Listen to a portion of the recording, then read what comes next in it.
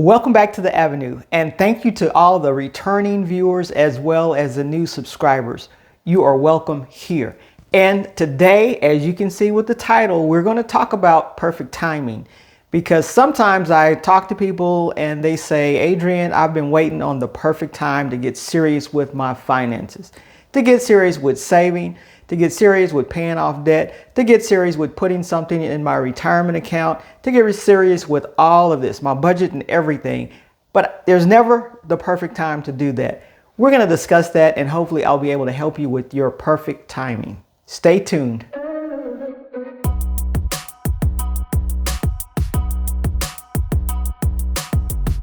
Right off the jump, let me let you in on a little secret. The perfect time to fix your finances does not exist.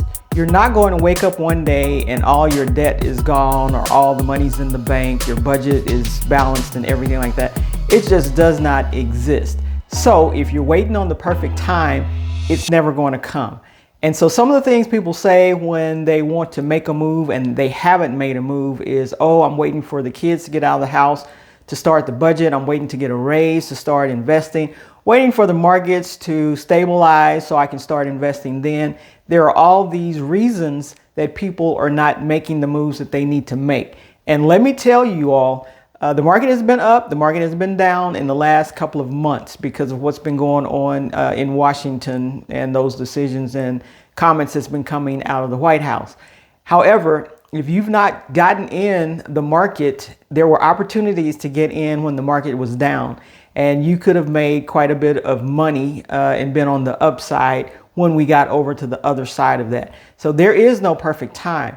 Most of the times people don't want to do things because either they just don't want to do it or they're fearful of what may happen, what may not happen. If I say I'm going to do this, or if I start this, what if I fail? Well, what if you fail? You just get up and you keep going. But it's usually fear that's keeping us from making that move. So we're going to talk about a few things that you can do right now to help jumpstart your finances and fix your finances, because there is no perfect time. No perfect time for anything, you guys. Sometimes you just got to jump out there and just do it.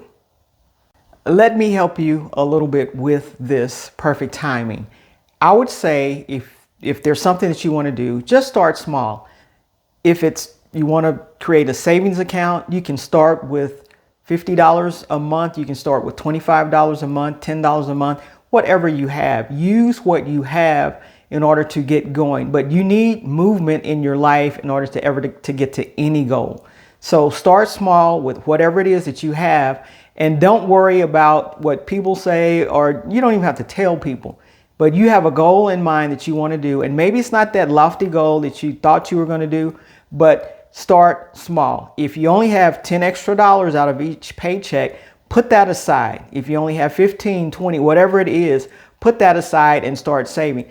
If there's a debt you want to pay down, but you know that you're making minimum, and you know that if you had the extra money, if extra $10, you would put on it, and that extra $10 starts showing up. But you think this is not enough, it's not going to make a huge impact, start there. Just put that extra $10, whatever it is you have left over, on that debt, and watch that debt become smaller and smaller as you put that money on there. So if it's your retirement account, and you want to put a little extra in there, you don't have to go full blown and put the max that you can put in there. Start small. At least put what your employer is going to match you. And then anything above that is just gravy for you. But start small. Even in the stock market, you can buy portions of a stock. You don't even have to buy a whole stock. So if there's a stock out there that costs $100, but you only have 10, you can buy $10 worth of that stock. And each month or each week or however you want to do it, put a little more money in there, put a little more money in there, but start small. You have to start somewhere. It's not about waiting for the perfect time, but it's making progression and it's making movement in that direction that you want to go. The next thing I want you to think about is setting micro goals. If there is a huge lofty goal out there that you set at the beginning of the year and you're not there yet, what about the small goals that you can set to get there? What if you want to save $500 by the end of the year, what about saving $100 by a certain time frame? Even if you never meet the $500, Save 100 or save $50 in the next month. Save another $50 in the next month. Make micro goals and achieve those goals, because small steps will eventually lead you to where you want to go. But no action moving in that direction or not moving in that direction will never get you to where you want to go. So consider the micro goals that you can make to get you to that big ultimate goal that you want to be at. Now, let me speak briefly to my 50-year-olds and older. If you feel like you're behind with the retirement game, you cannot chase perfection. It's gone. Don't chase perfection. You need to start moving in the right direction, because you're probably behind. And so you have at least, if you're 50, you have at least, and depends on when you retire, 15 to 17 years to work with. So make sure you're moving in that right direction. But perfection, just put it out of your mind. Start making moves in that right direction. You don't have a lot of time to make errors at this point in time. You need to start socking money away, because one day you do want to retire. Believe me, you want to retire. No matter how much you love that job, you're going to want to retire, and you're going to want to do something different, enjoy life, move to that next chapter, and that type of thing. So if you're behind, if you're feeling like you're behind, you probably are, but you need to make moves in the right direction to get you at least somewhat caught up, if not all the way caught up. It's not impossible. If you have 15 years to work with, you can gain a lot of ground in 15 years. So put your mind to it, put your plan together, and start moving in that direction. To my 45-year and older viewers, you have leverage. You have some things on your side. You have wisdom on your side, because if you've lived 45 years, you've learned some things. You've grown and you've learned some things. And so you have wisdom on your side. You also have experience on your side. There's some things that you've done and you've gone through that you can help other people with. So you have that on your side. And by now you should have some type of discipline on your side. There's some things, if you've been going to work every day, you're disciplined to get up and go to work. Hopefully you're disciplined enough to get up and go to work on time, because going to work trains you that there's something you need to do. You need to be there. People are waiting on you at that job. And so it makes you disciplined to do that. And when you start making moves for your finances, such as savings on a regular basis or investing on a regular basis, you get into a habit, and that's a discipline. This is something that you get to do, as well as something that in your mind you have to do, because your future is waiting on you. So if you're 45 years and older, those are some things that you have on your side that will make a difference in leverage for you. It is the perfect time to hit that like button and that subscribe button, and share this video out, because you may have friends, you may have family that need to hear this word, as far as there is no perfect time.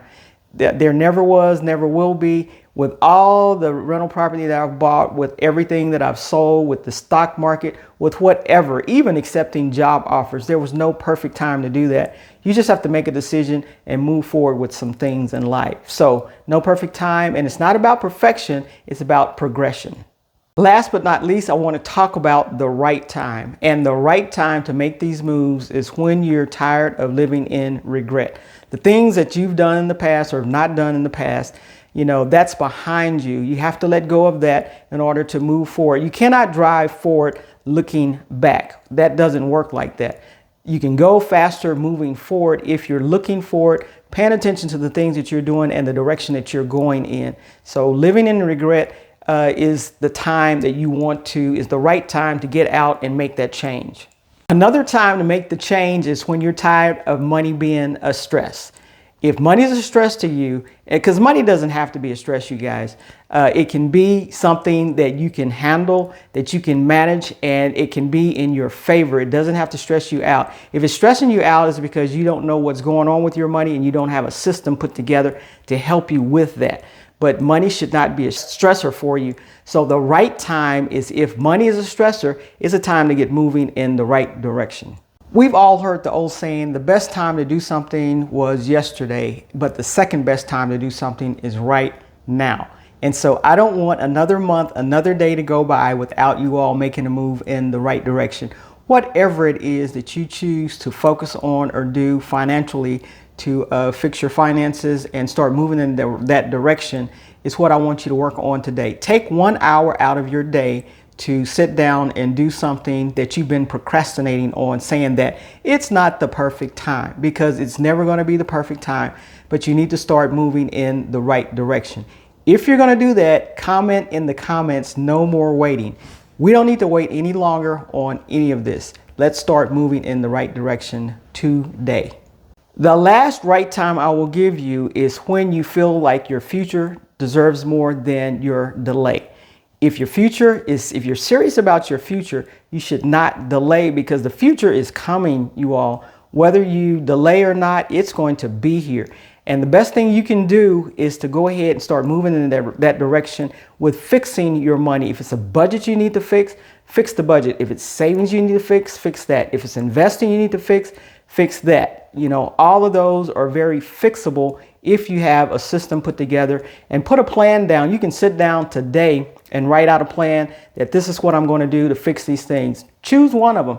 Fix one of them, but your future is worth it because it's headed your way. There's no way you can stop the future from coming. It will be here, and then you're going to be wondering what happened, and the regret is, why didn't I do this? Why didn't I do this when I had the chance? So we don't want you to say that. We want you to jump on it. So I'm going to challenge you today to go ahead and stop making excuses as far as it's never the right time, and do one little thing in the right direction, whether it's saving, investing, putting a budget together, you know, getting more money in your retirement funds, whatever it is, getting your insurance papers together, getting your will together, getting your trust together, whatever it is. There's a lot of things we can do financially to help ourselves, but it's going to be up to us to do those things. So I'm going to challenge you today to jump on it and start it today. Don't delay it. Don't delay it any longer. Today is the right time. It may not be the perfect time, but it is the right time to get a handle on your finances and move forward with that. And with that, I will see you in the next video.